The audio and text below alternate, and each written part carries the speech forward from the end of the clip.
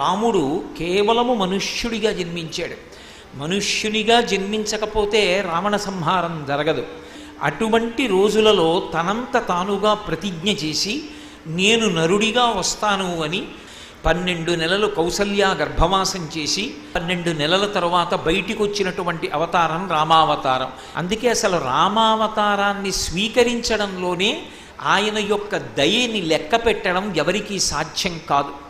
అంతటి దయామయుడైనటువంటి వాడు కనుక రామదాసు గారు ఆయన గురించి శతకం చేస్తే మకుటంలో ప్రతి చోట కూడా దాశరథి కరుణాపయోనిధి అని పిలిచాడు.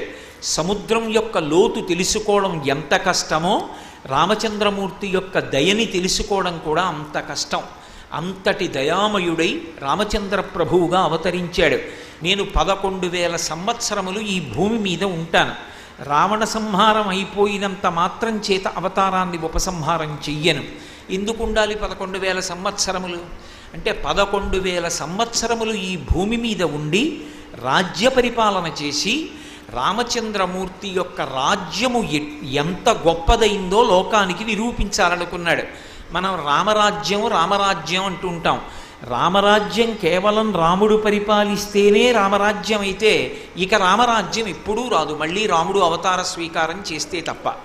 కానీ ఎవరు పరిపాలించినా రామరాజ్యం వస్తుంది. ఎప్పుడు రామరాజ్యం వస్తుంది? రాముడిలా పరిపాలించగలిగితే.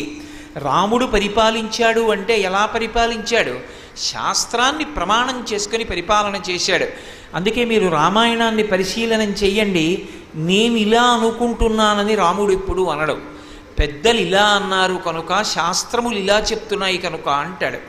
శాస్త్రం ఎలా పరిపాలన చెయ్యాలని చెప్పిందో అలా పరిపాలన చేసినవాడు రామచంద్రమూర్తి. రామచంద్రమూర్తి యొక్క అడుగుజాడలలో శాస్త్రమును ఆధారం చేసుకొని పరిపాలన చెయ్యగలిగినటువంటి ధృతి కలిగిన వాడు ఎవరు సింహాసనం మీద కూర్చున్నా మళ్ళీ రామరాజ్యం వస్తుంది. కాబట్టి అటువంటి రామచంద్రమూర్తిగా 11,000 సంవత్సరములు రాజ్య పరిపాలన చేసి అనేక యజ్ఞయాగాది క్రతువులు చేసి రాజ్య పరిపాలన ఎలా చెయ్యాలి దగ్గర నుంచి ధర్మానికి మారుపేరై నిలబడ్డాడు.